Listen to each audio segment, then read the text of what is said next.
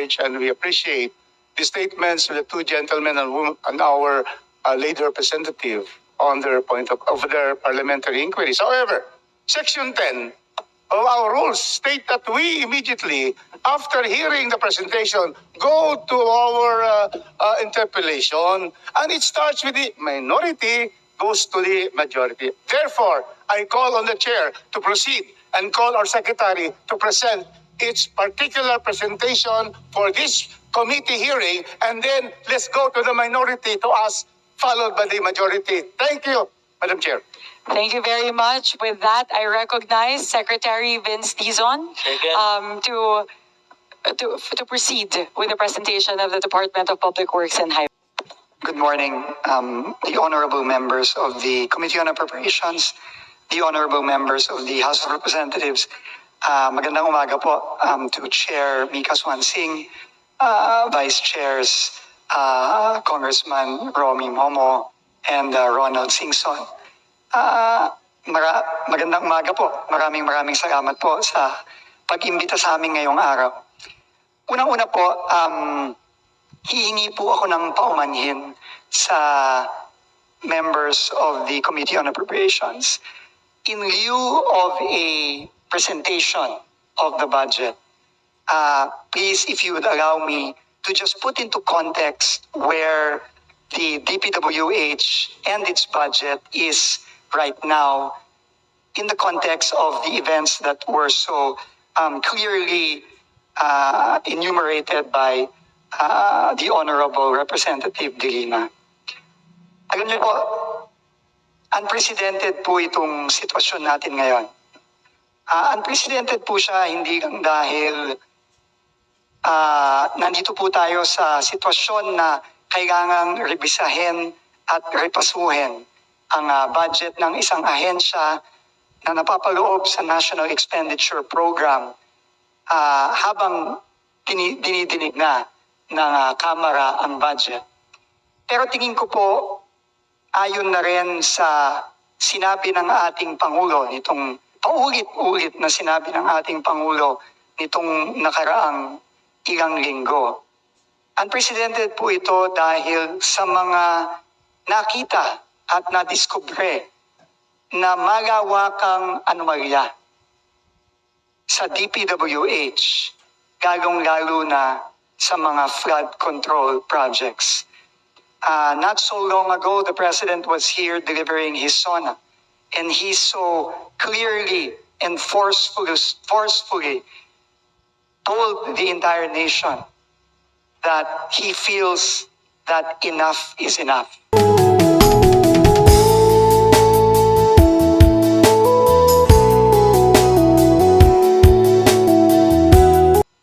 Na hindi na dapat maulit itong mga nakita niya, nakita ninyo, at nakita ng buong bayan ng mga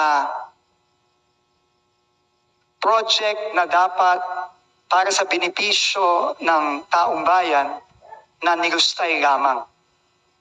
So I think, honorable members, Chair Mika, please just allow me to first and foremost put into context the President's very clear directives to me as the new Secretary or Acting Secretary of the Department of Public Works and Highways. Dalawa lang po ang sinabi ng Pangulo sa akin. Nung ako po ay sinabihan nito lamang wala pang isang linggo, nung pong Sunday, kung tatanggapin ko ba ang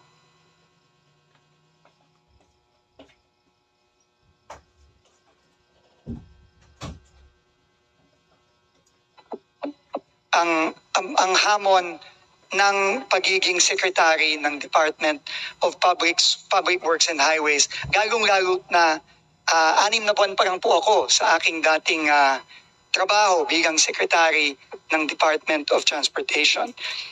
Sa aming pag-uusap po, 2 bagay lang po ang sinabi ng ating Pangulo.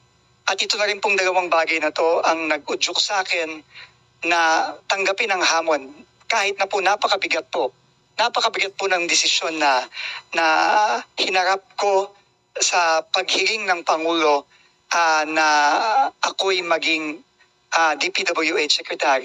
Pero ang una po niyang sinabi ay kailangang linisin from top to bottom ang DPWH.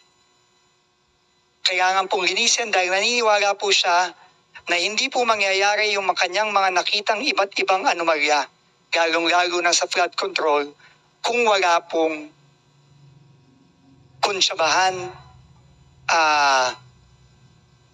pagpapayag o pagkukonsinte ng ibang mga opisyal sa loob ng DPWH. Ako po at ang Presidente ay naniniwala na ang higit na nakararami ng mga kawani ng DPWH ay maayos, magaling, at honest. Pero hindi dun po natin mapagkakaila na meron pong hindi ganoon. Kaya po ang una-una pong inutos sa akin ng ating Pangulo ay humingi kagad ng courtesy resignations from top to bottom. Unprecedented po ito, Madam Chair, honorable members of the committee. Pero sabi po ng Pangulo, kinakailangan po itong gawin. At tuloy-tuloy po ngayon ang ating pag-review ng buong organizational structure ng DPWH without necessarily compromising the work that needs to be done and that needs to continue.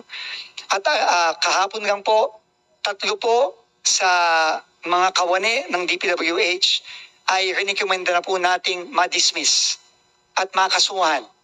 Sila po ay humarap na rin po dito sa Kongreso at Senado, pero nakakalap na po tayo just in a few days ng overwhelming na ebidensya laban sa kanila para sila ay i-dismiss at pakasuhan sa Office of the Ombudsman, at yun po ay ginagawa na natin. Ang ikalawa pong direktiba ng ating Pangulo ay aparte po sa paglilinis natin sa personnel mula taas hanggang baba. Kailangan din po natin ng sweeping reforms sa loob ng departamento. Aaminin ko po, sa tinagal-tagal ko po sa gobyerno, ako po ay na-overwhelm sa laki at sa gulo na nadatnan ko at nakikita ko sa loob ng departamento ng Public Works and Highways. Hindi po ito magiging madaling proseso at hindi din po ito magiging mabilis na proseso. This will take time and this will be a very, very difficult process of reform. But as the President said, enough is enough and we must start somewhere. Kaya po nag-commit po ako sa ating Pangulo at sa inyo po at aming mga mahal na representatives ng ating mga kababayan na magre-reforma po tayo hindi lamang po sa proseso ng budget. Doon po marami po akong nakikitang kailangan reformahin.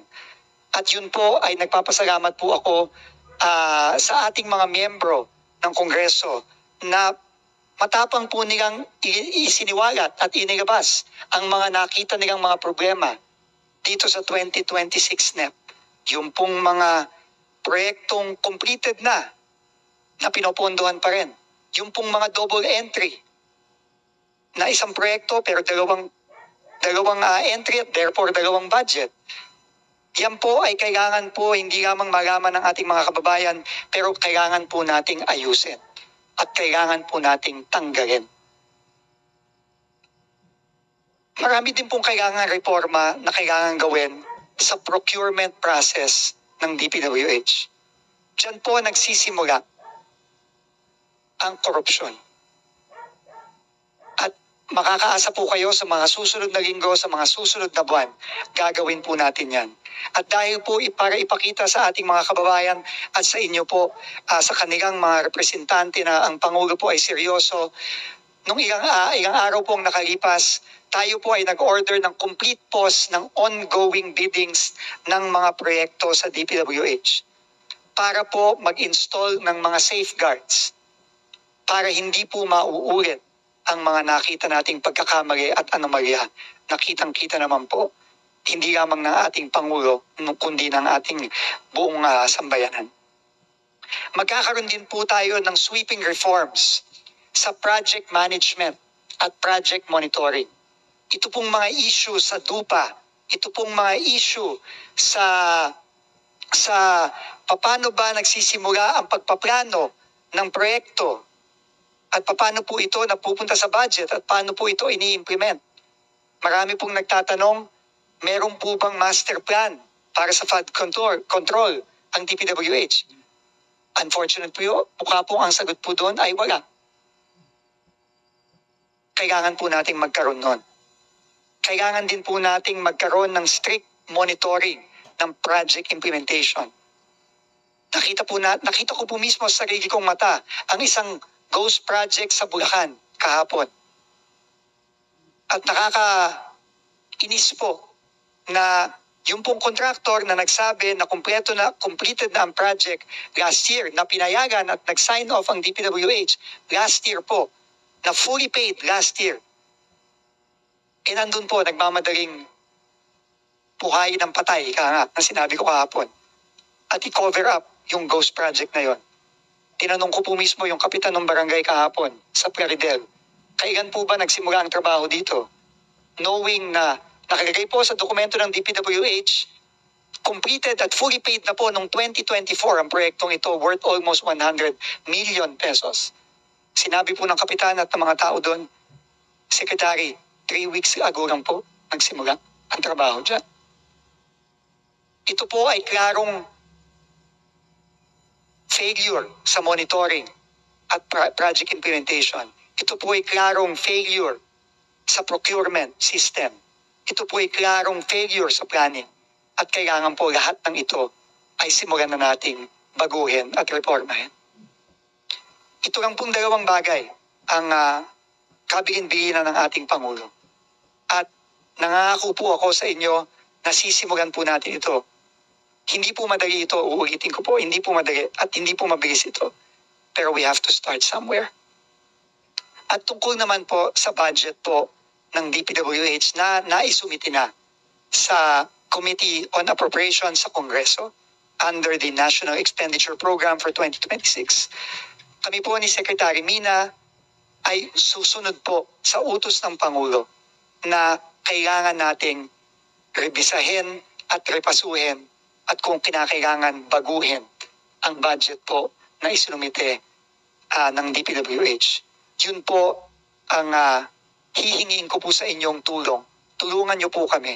Lalo na po ako na 5 araw pa lang po. Wala pa pong 5 araw po ako nandito. Ako po ay dumaan sa ilang briefing, aaminin ko po sa inyo, halos wala po akong maintindihan sa gulo ng budget na nakikita ko. Kahit na po matagal na po ako sa gobyerno, marami-rami na rin po akong ahensyang nahawakan. Ako po gitong-gito hanggang ngayon. At napakalaking bagay po ng tulong ng honorable members ng Congress para maipakita sa amin, sa akin at sa buong sambayanan ang mga pagkakamali dito sa budget na ito. Para po mabago natin at maipakita naman po natin sa ating taong bayan na seryoso po tayo sa mga pagbabago gusto nating gawin sa DPWH. Kaya po ngayon, pasensya na po, hindi po ako makakapag-present. Tama po si Congressman Rufus Rodriguez. Magsasayang lang po tayo lahat ng oras kung ako po ay magpe-present ng budget na babaguhin din po natin sa tulong po ninyo. Kaya po ako hihingi ng paumanhin. Hindi po muna ako magpe-present at hihingi po sana ako ng panahon. Hindi po madali ito. Hihingi po, sabi ko po nung una ay kahit po sana 2 linggo, pero alam ko po na may timeline po ang Kongreso para matapos ang budget. So, tatanggapin ko po ang oras na ibibigay ng ating honorable committee, ng ating chairperson. At kung kinakailangan po, hindi na po kami matutulog para lang po maayos ito at mabago kasi po napaka-importante po nito. At kailangan na po nating magsimulang baguhin itong sistema na hindi maganda na nagre-resulta dito sa mga proyektong nakikita natin sa buong bansa. Salamat po ulit, Chair Mika, sa ating mga honorable members. At uulitin ko po, salamat po sa paglalabas ninyo ng mga nakita niyong pagkakamali. At ako po mismo ay personal na looking forward po dito sa ating mga diskusyon, at please po, wag po kayong mag-aatubili na magsabi po ng mga iba pang mga pagkakamali na nakita niyo po dito sa 2026 budget, at ito po ay isasama po natin dito sa ating sweeping review at pagrepaso sa budget ng DPWH. Maraming salamat po, at thank you ulit sa pagkakataong ito. Thank you po. Thank you very much. In time. Madam Chair, we could not we could not proceed, Madam Chair, with question and answers when there is no presentation of the budget. In other words, just like when we have our second reading of bills, there is always that committee amendments. Here, I think the best way, the Secretary is already studying it very well upon order of the President to review. What will be the basis for our questions when there is no budget presented? Practically, there is no budget being presented. What is submitted in the NEP is not what the Secretary will want us to discuss. So there's really, with that statement of the Secretary, let's allow him. Let's allow the Secretary and the team to be able to come out already what they see as their initial findings of deficiencies, of errors, so that when we come, we have a new budget that is already corrected by the proper agency for us to ask questions. We cannot ask questions now. There's no budget. Is there a budget pending? Because the Secretary has said, na i-review, he would like to request us to give inputs, and we will do it. But how can we put inputs when what we will say may be already be corrected by the resubmitted budget of the DPWH? It's a procedural issue that we have to tackle. Because otherwise, what is the paper we are going to review? That's one submitted. He has said that there are so many mistakes there, so many redundancy, so many projects already finished but still in the budget. Let us give a chance to the DPWH and let's have a meeting after we give them some time. And that is where we will have our minority majority. But I submit to the chairperson. Thank you very much, Representative Rodriguez. Again,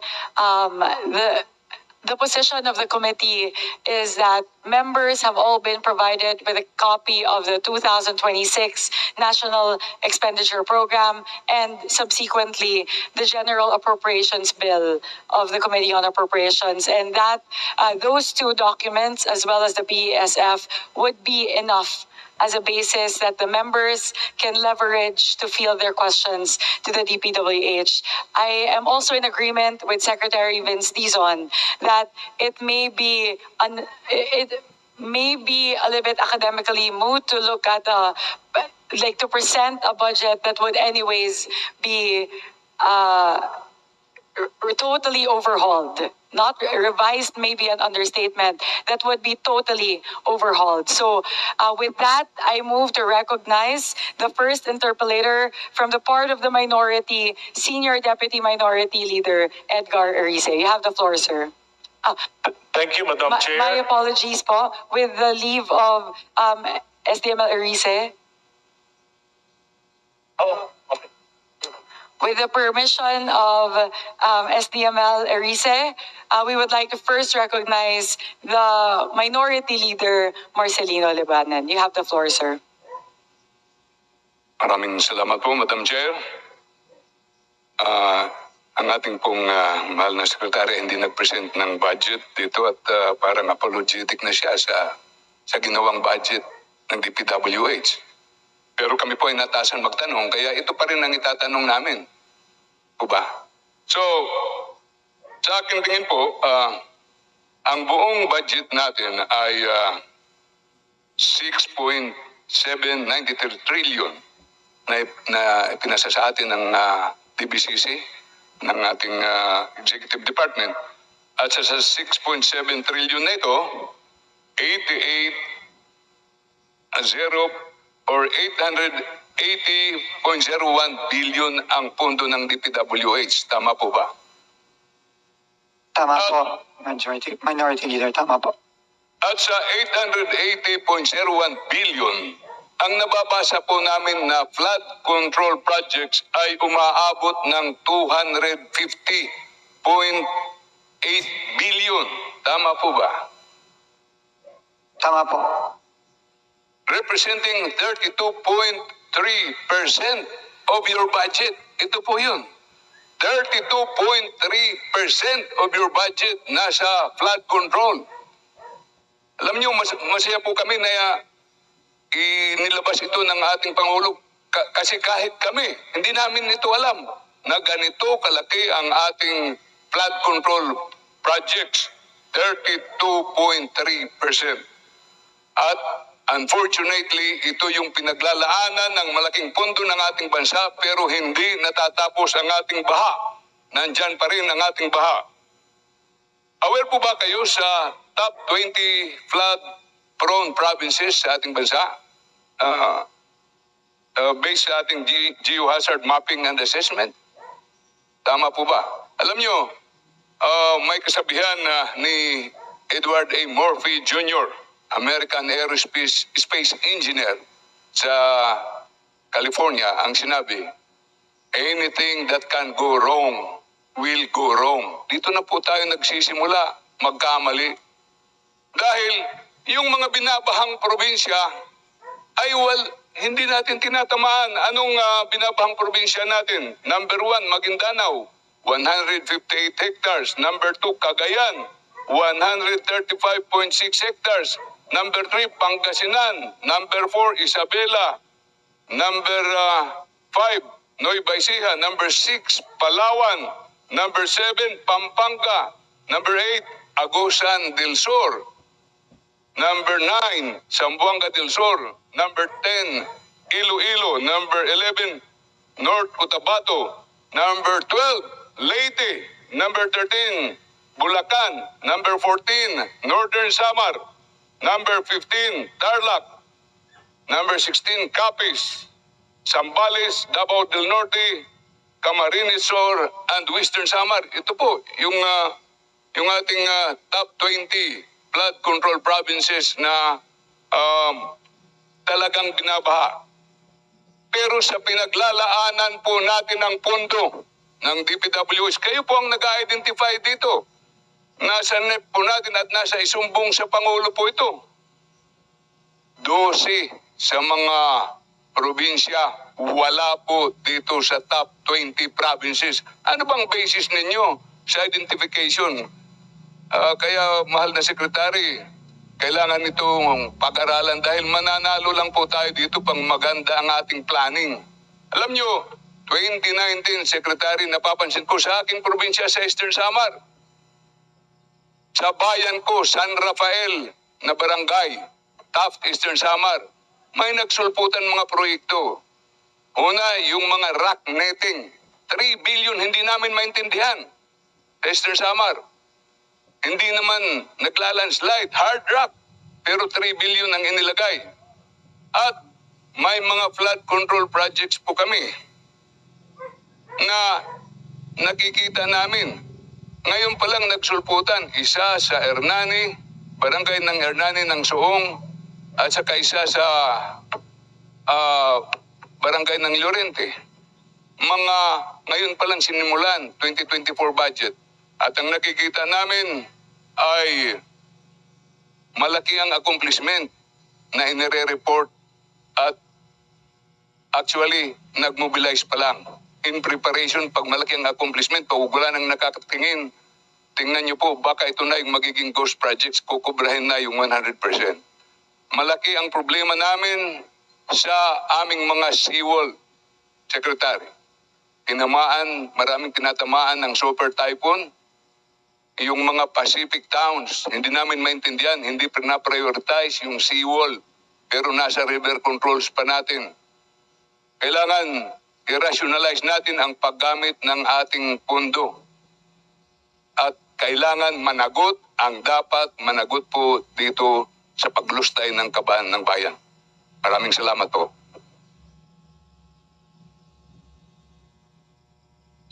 Minority Leader, Honorable Minority Leader, maraming salamat po.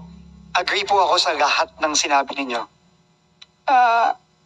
Kung meron man pong flood control projects, dapat po ang uunahin dito yung mga pinaka nangangailangan ng flood control project. Yan po ay tingin ko ay common sense, Honorable Minority Leader. Kaya po ang gagawin po natin, kasama po dito sa ating pag-review at pag-repaso, isa sa mga pinakamalaki nating priority ay ang pag-repaso ng flood control budget. Napakalaki po nito, mahigit 30% ng 880 billion budget ng DPWH ay nasa flood control. In fact, Madam Chair, sa pinakita po sa aking numero, hindi lang po 250, 268.3 billion ang nakalagay sa flood control. So ito po talaga kailangan rebisahin, repasuhin. We have to put rhyme and reason. We have to put order in allocating the precious funds of our people. And it will start, obviously, with science, as mentioned by Chair Mika earlier. Kailangan po science-based ito. Hindi ito po pwedeng kung saan-saan na lang po kinukuha ang mga numero at kung saan-saan na lang po ginagagay. Kailangan po ilalagay ito base sa siyensya. Kaya po, makakaasa po kayo, Honorable Minority Leader, gagawin po natin yan sa ating pagre-repaso at pagre-review nitong budget ng DPWH. With the indulgence of the body, we will allow the minority leader to field an additional question. Go ahead po, ML. Maraming salamat po, Madam Chair. Further observation po, Secretary. Sa 880 billion ng DPWH, 300 ang nakukompute ko yung dinidecide, ina-identify ng districts ay umaabot ng 381 billion on the assumption na 1.5 billion per district ang ating allocation. Ibig sabihin, 499 billion ito yung nasa budget ng DPWH less sa inyong maintenance and operating expenses at saka personnel services. Bawasan ito ng 32.3% sa flood control, 249 na lang billion at may nakatago pa yung information sa akin ng ating Vice Chair ng Appropriations. May nakatago pa 100 billion sa flood control. Ibig sabihin, umaabot tayo ng mga 350 billion. Kaya po, ito ang reason na walang magandang maintenance ang ating Maharlika Highway. Yung mga existing roads natin na kailangan natin ayusin. Kasi nasa lahat na ng flood control ang ating pondo. Kahit yung mga magagandang proyekto na pwede natin gamitin ang pera katulad ng paggawa ng Sorsogon Northern Samar Bridge, ng Southern Leyte at Mindanao Bridge, ito na pwede na natin gamitin. Bakit nasa flood control tayong lahat? Anong maganda dito? Dapat matuto na tayong magplano ng maayos. Pasensyahan niyo po ako, Secretary. Nararanasan po namin lahat ang mga ito at kami po nagagalak na inilabas po ito ng ating mahal na Pangulo para maayos ang pondo ng DPWH sa ating bansa. Your comments, Secretary. Maraming salamat po, Honorable Minority Leader. Again, tama po kayo. No, marami pong mga proyekto na dapat i-prioritize at yun po ang pipilitin nating gawin. No? Dito sa pagrepaso natin, kung hindi naman kinakailangan yung ibang mga flood control project, pwede po yung magamit sa ibang mga project tulad ng pag-maintain ng Maharlika Highway, yung ating backbone, nationwide backbone, at iba pang mga proyekto tulad ng ating mga tulay. Ano po ito? Ito po ang gagawin natin at ipapasalamat po tayo ulit sa ating Honorable Minority Leader at sa ibang member ng komite sa pagpo-point out nitong mga importanteng mga issue na ito dito sa 2026 budget ng DPWH. Salamat po. Maraming salamat po, mahal na Secretary, at maraming nangyari sa big ticket, high impact flood control projects that were funded by ODA. They were lodged under the Foreign Assisted Projects or FAPs. I think this was presented in the 2024 budget and 2025 budget. Can you give me an explanation or clarification on that? Kasi malaki to, malalaki to. I understand that the foreign creditors here are JICA, Asian Development Bank, World Bank, IBRD, Asian Infrastructure Investment Bank, Korea Economic Cooperation Development Fund, and the government of China. Pag na-approve na kasi yan, yung mahaba yung proseso, very very technical. Kompleto yan, feasibility study, everything. Pumasa na ito sa DBCC, pumasa na sa Monetary Board. At saka meron ng sovereign guarantee. Anong nangyari? Please clarify, Your Honor. Mr. Chairman, Honorable Sid Ungab, if I may just ask Undersecretary Emil Sidain, who is in charge of our foreign assisted projects, to respond. Good morning, Madam Chair, Your Honors.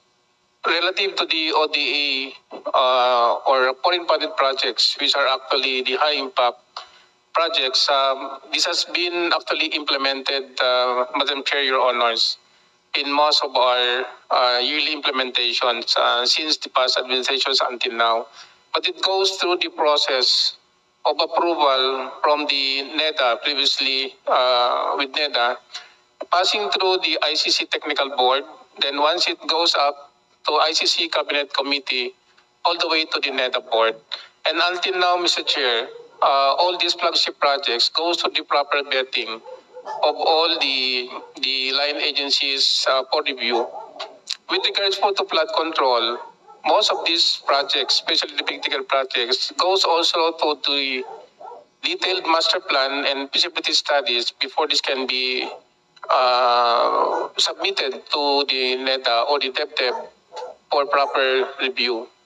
And with this, Mr. Chair, once it goes through the approval, the lending institution, if this is actually with JICA, World Bank, ADB, or Korean Exim Bank, the appraisal mission has to come to the Philippines for a more rigid evaluations of the same.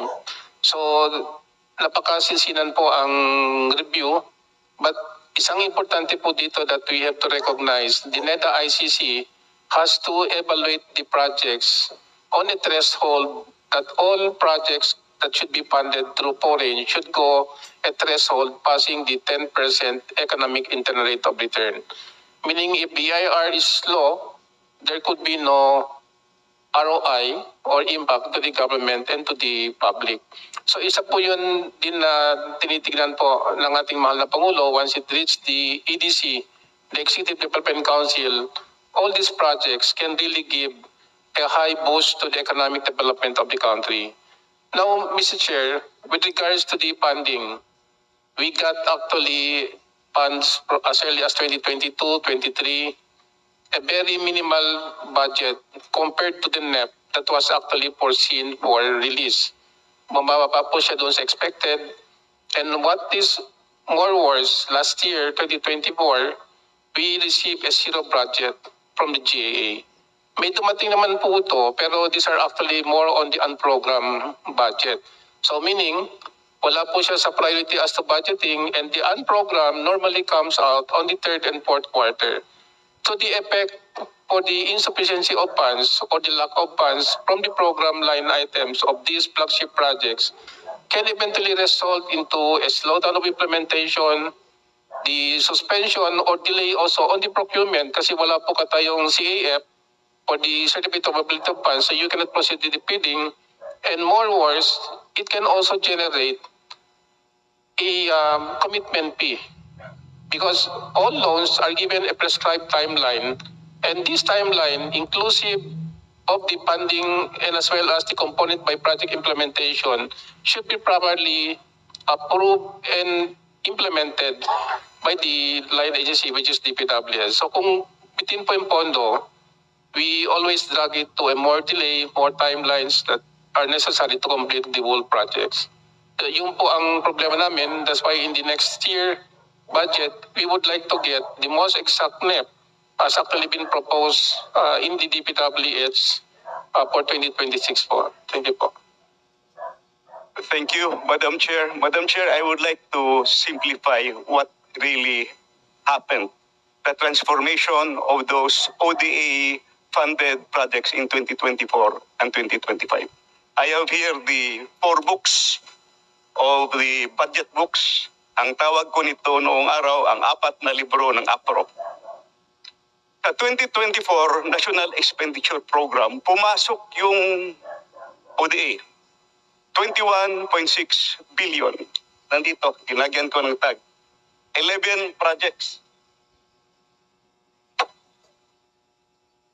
Pagdating sa GAB 1, General Appropriation Bill, white book with red letterings, pumasok din, faithful copy, 11 projects, 21.6 billion. Pagdating sa GAB 3, third reading dito sa House of Representatives, pinawasan ng 5.4 billion ang naiwan 16.1 billion. So sa House of Representatives pa lang, pinawasan na yung ODA. And you know what happened pagdating sa GAA? Pagdating sa GAA, this is now the product of both the Senate, the House of Representatives, at saka sa BICAM. 0 kinatay yung buong ODA. Nagkakahiya sa ating mga foreign creditors. Punta naman tayo sa 2025. Ito yung ginawa.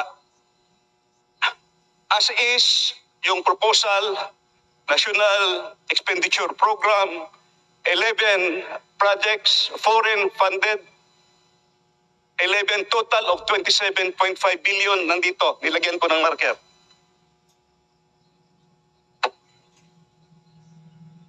GAB 1, first reading, faithful copy, nandito yung 11 projects. Total of 27.5 billion. Third reading, House of Representatives. Pinawasan ng 18.6 billion, ang naiwan 8.9 billion na lang. ODA funded ito. May approved loan na sa mga foreign creditors. GAA 2025. In fairness to the other house, to the Senate, binalik nila yung 300 million. So yung 8.9 na naiwan dito sa House, naging 9.2 billion. Walang binawas pagdating sa Senado, pero ang overall total, ang nabawas is 67% of the flood control budget, which are big ticket. Pag sinabing big ticket, malalaki ito. These are the, kumbaga, super highway, dito dadalo yung maliliit. So what happened to the ODA projects? It's very simple. Tingnan nyo lang. Nawala yung big ticket projects at nagsusulputan na parang kabuti yung maliliit na projects. Makita nyo yan sa budget. In other words, i-chop-chop yung ODA foreign funded projects pumunta sa maliliit na mga proyekto. So, sino ang members ng chop-chop gang dito? So, I have 3 questions for DPWH. First question ko, kung natuloy sana itong mga proyekto, 2 taon yung 2024 zero budget, reduced by 67%. Please wind up, Honorable Sir. These are very important questions, Your Honor. The public should know this. First question ko, kung natuloy sana itong mga proyekto na ito, could have this help solve the problems in Metro Manila? Kasi nandito yung Metro Manila Flood Control Project at saka yung Pasig Marikina Channel Improvement. Second, sayang wala si Secretary Bunuan. I'm going to ask him sana dito. Did Secretary Bunuan reported this to the President? Kasi kung 2024 pa lang, na zero na yung ODA, sana hindi na mangyari yung 2025. Di ba? Last question para sa DPWH. Can we still avail of those loans? Kasi nagbayad na tayo ng commitment fee. So, Secretary Vincison, I know you are a finance guy also. Sayang yung long-term, kaya nga malalaki yun, big ticket, long-term project. Saka ito, may study talaga, kompleto. Pwede ba natin i-reavail yun? At saka yung maliliit na project, yun na lang gawin nating Government of the Philippines counterpart. I hope we can do that. So, yun po, yun lang po ang matanong ko. Sana meron pa akong isang question, hindi ko na lang idagdag. Let's hear from DPWH, Madam Chair. Thank you very much, Honorable Sidungab. Sir, tama po kayo, no? Napaka-importante po ng ating mga flagship projects, no? Gago na po yung mga foreign funded projects, no? Dahil po hindi po pwedeng madigay ito. Dahil ang mga digay may kaakibat na dagdag na babayarin at meron din kaakibat na dagdag na utang. Kaya po talagang priority po yan at pipilitin po namin, no, na siguraduhin na makahabol tayo ngayong 2026 dito po sa ating mga foreign assisted projects. Kamukha po ng Davao Summer Bridge, halimbawa. No, kamukha po ng mga bridges natin dito sa Metro Manila. Meron din pong flood control na foreign assisted project dito sa Metro Manila at sa ibang mga lugar. So, makakaasa po kayo na pipilit po namin i-preserve at kung kaya po talaga pong pataasin pa ang appropriation natin para sa mga foreign assisted projects natin for 2026. Thank you. Yung dalawang question, kahit later nyo na lang sagutin. Thank you, thank you. The next interpellator from the majority, Honorable Adrian Amatong. Thank you very much, Mr. Chair. To Secretary Vince Dizon and to the entire DPWH organization, good morning. And thank you very much, Secretary, for accepting the challenge. It is a tall challenge, but I hope you are up to it because we need the reforms na isinusulong mo. We will support you as much as we can. Sana nga po ay umabot sa baba yung reforms na sinusulong mo kasi for so long parang nawawala na ng yung mga tao natin kasi iniisip nila nawala na yung tiwala niya sa gobyerno. Pag may mga projects ng gobyerno, lagi nilang iniisip nagkapera na naman. So hopefully, ito pong mga points ko, number one, gusto ko lang po sana lagyan natin ng konting sense the way we spend our government money. Number one, lagi ko nirereklamo yung pag nagbabudget yung DPWH, yung panay, kung ano yung gusto nila, lagyan, yun, as against kung ano yung kailangan ng mga constituents natin sa baba. Halimbawa po sa akin, sa distrito ko, District 3 ng Zamboanga del Norte, ang dami pong mga nangangailangan na infrastructure projects, DPWH bilang number one sa mga infrastructure, lagi ko pong hinihiling na unahin yung mga kailangan at hinihingi ng mga constituents. Kaya lang, ang mas inuuna pa, yung sabi nga kanina, rock netting, yung widening, yung ano. Tapos kung titingnan nyo yung sa kalsada ko, puting-puti yung national highway, pero yung papasok naman, wala halos na mga kalsada. Ang daming kulang. That is why our province remains one of the poorest provinces because hindi naman natin pwedeng itulad yun sa mga urban areas na puro highway lang. Kaya nga po natuwa ako at medyo may nabago ngayon. Yung favorite na flood control, medyo, so, wag na muna ang flood control, ilagay na sa ibang projects. Kaya sabi ko, okay to. Yung mga kailangan namin ng mga kalsada, kasi naman po, hindi naman, sa DA kasi, konti lang ang budget for farm to market roads. Kaya nga po, hiniling ko ngayon sa DPWH, ngayon nga siguro yung pinakamaraming kalsadang papasok na naibigay kasi nga tinanggal yung flood control, di okay po. So sana po taon-taon ganon kung ano yung kailangan ng mga tao kasi ulitin ko yung sinabi ko sa DE ko, sabi ko, hindi naman yan pera ng DPWH pera ng taong bayan. So dapat ang masusunod yung kailangan ng taong bayan. Di ba po, Secretary? I fully agree po, Congressman. I fully agree. At yun po ang pipilitin natin gawin. Second point ko po, matagal nang sinasabi ng mga taong bayan, ang dami po mga kalsada na simentado na, ginigiba. Tumawa kayo kasi I'm sure you agree with that. Ginigiba, tapos sinisimento uli. Samantalang tuwing nakikita namin yung kami sa probinsya namin, sumasakit yung dibdib namin. Bakit? Ang dami naming kalsada na hindi pa nga na simento So yung iba, nagpapalit na ng simento, maayos pa naman. Ang laging sinasagot ng mga taga DPWH is that nakaprogram na kasi yan. di ba po ang program naman, tao naman ang gumagawa, di pwede ring baguhin ng tao na naaangkop sa pangangailangan ng mga taong bayan, di ba po? Secretary, hopefully, malagyan natin ng konting sense ang DPWH ngayon, yung hindi kailangan palitan, huwag na muna nating palitan. Mr. Chair, tama po yun. Natawa po talaga ako doon dahil tayo naman po bumabiyahe all over at nakikita din po natin yung gagi-gagi. No? At makakaasa po kayo na yun ang gagawin natin. In fact po, ang Pangulo po natin ay nakipagpulong nung nakaraang ilang araw sa League of Provinces at yung mga governors din po natin, yun po ang hiniling. Na dapat naman po ang governors, ang probinsya, ang LGU ay dapat involved dito sa mga proyektong to. Unfortunately po, mukhang tinanggal po nitong mga nakaraang taon ang involvement. At yun po ang inutos po sa akin, specifically ng Pangulo, kailangan po ibalik ang local participation dito sa mga proyekto natin. Para tama ko kayo, kung ano po ang kailangan ng probinsya, ng syudad, ng municipality, ng district, yun po ang dapat gawin ng DPWH. Tapos last point ko po, Secretary, minsan kasi hindi ko rin maintindihan how we allocate our budget. I'm sure politics plays a role also.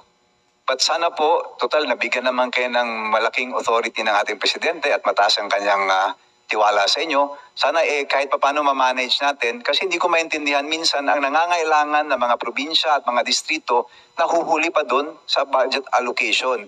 Naintindihan ko na meron medyo malapit sa dibdib, malapit sa loob ng mga position ng mga nandyan. Pero sana po kahit paano, halimbawa po sa amin sa Zamboanga del Norte, sa 3rd District, nung nasimento na lahat ng national highways sa buong Mindanao halos, kami yung huling-huli. Ay maniwala kahit hindi, meron pa nga maliliit na portion sa amin ngayon na ngayon pa lang nasisimento. Tapos pagdating tingin natin sa budget, mababa na naman tayo, samantalang yung iba times 4, times 5, times 6, times 7, times 10.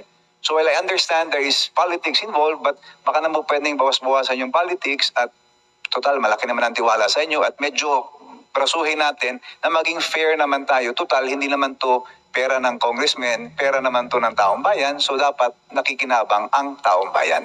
Thank you very much po. Opo, Mr. Chair, tama po kayo.